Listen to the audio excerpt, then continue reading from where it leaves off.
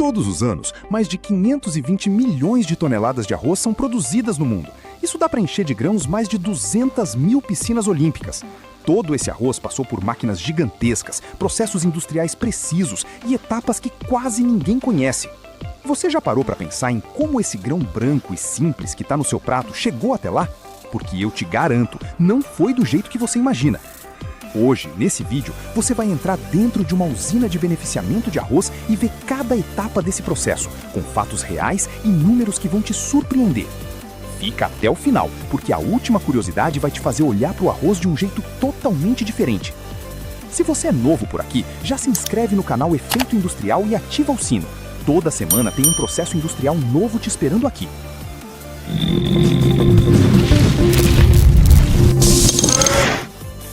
O arroz. Um grão tão comum que a maioria das pessoas nem questiona de onde ele vem. Mas sabe o que é curioso? A história do arroz começa há mais de 9.000 anos. Ele foi domesticado pela primeira vez na China, na região do Vale do Rio Yangtze, por volta de 7.000 a.C. De lá se espalhou pela Ásia, chegou à Europa com os árabes e desembarcou nas Américas com os colonizadores portugueses e espanhóis no século XV.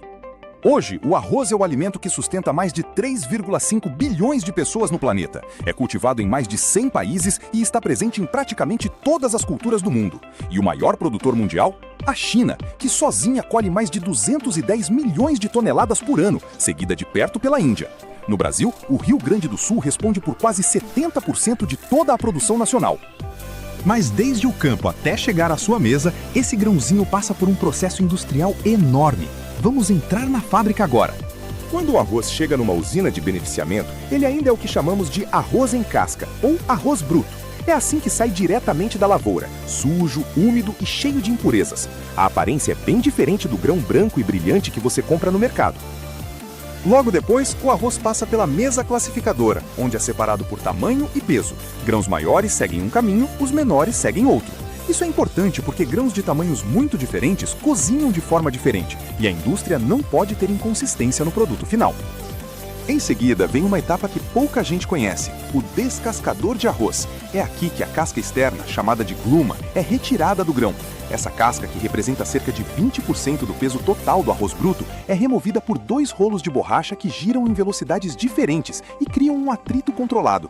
O resultado é o que chamamos de arroz integral, o grão ainda com o farelo marrom por fora. Depois do descasque, o grão integral segue para as máquinas de brunimento e polimento. É aqui que acontece a transformação mais visual de todo o processo. O brunidor remove a camada de farelo, aquela película marrom que envolve o grão integral, por abrasão. São pedras ou superfícies rugosas que friccionam os grãos entre si e retiram essa camada. Numa única passagem, o brunidor pode processar até 4 toneladas por hora. O farelo retirado aqui não é jogado fora. Ele vai para a fabricação de óleo de arroz, ração animal e até cosméticos. Depois do brunimento, o grão passa pelo polidor, que usa água e jatos de ar para dar aquele brilho característico ao arroz branco que você conhece. Essa etapa é a responsável por aquela aparência vitrificada e brilhante que vemos nas prateleiras.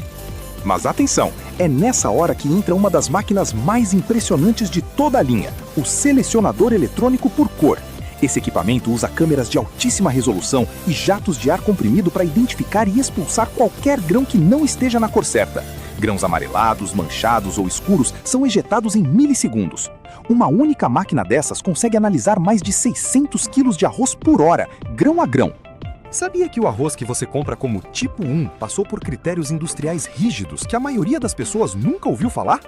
No Brasil, o arroz é classificado por tipos, do tipo 1 ao tipo 3, além do parboilizado e do integral. O tipo 1, considerado o de melhor qualidade, pode ter no máximo 2,5% de grãos defeituosos no pacote. Parece pouco, né? Mas num pacote de 5 quilos, isso ainda representa mais de 100 gramas de grãos fora do padrão, tolerados por lei. Outro fato que surpreende: o arroz parboilizado, aquele amarelinho, não é um tipo diferente de arroz. É o mesmo grão branco comum, mas que passou por um processo chamado parboilização, desenvolvido nos anos 1940, onde o grão ainda em casca é submerso em água quente e passa por vapor pressurizado. Esse processo faz os nutrientes do farelo migrarem para dentro do grão antes do polimento.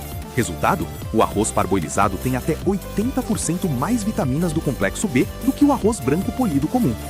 E tem mais, o arroz integral, que todo mundo acha que é um produto diferente, é simplesmente o arroz branco que não passou pelo brunimento. É o mesmo grão, só que com a camada de farelo preservada. Simples assim. Ei, se você está curtindo esse conteúdo, deixa um like aqui agora. Isso ajuda muito o canal a crescer e garante que o YouTube continue mostrando esses vídeos para mais gente. É rápido e faz toda a diferença. Agora vamos continuar, porque ainda falta o controle de qualidade e o que acontece antes de chegar na sua casa. Antes do arroz chegar à embalagem, ele passa por um setor que poucas pessoas imaginam que existe dentro de uma usina: o Laboratório de Controle de Qualidade. Técnicos coletam amostras em intervalos regulares, normalmente a cada 30 minutos durante a produção. Essas amostras são analisadas em equipamentos que medem a umidade do grão, que deve estar entre 13% e 14% para não apodrecer no armazém, a porcentagem de grãos quebrados, a uniformidade do polimento e a presença de qualquer contaminante. Se alguma amostra não passa nos testes, o lote inteiro é desviado para reprocessamento ou descartado. Nenhum pacote sai da usina sem aprovação do laboratório. Aprovado no controle de qualidade, o arroz segue para as ensacadoras automáticas. Máquinas modernas conseguem embalar até 1.200 pacotes de 5 kg por hora. O pacote é pesado, fechado a quente com solda térmica e etiquetado automaticamente com lote, data de validade e rastreabilidade.